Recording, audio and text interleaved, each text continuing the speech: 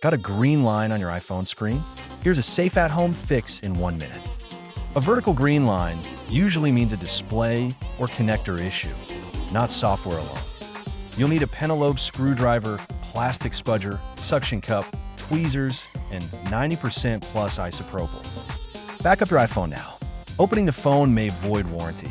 Stop if it's under warranty. Power off the device and remove the SIM tray before you start. Try a quick restart or update first. If the line persists, proceed to step 2. Use a suction cup and plastic pick to gently lift the display, only open slightly. Disconnect the battery connector first, then carefully unplug the display cable connectors. Inspect connectors for debris. Dab contacts with high-proof isopropyl and a soft brush. Reseat the connectors firmly, reattach the battery, then close the display and power on. Compare before and after. If the green line remains or damage is visible, seek professional repair. If this helped, like and subscribe for more clean, safe iPhone repair guides.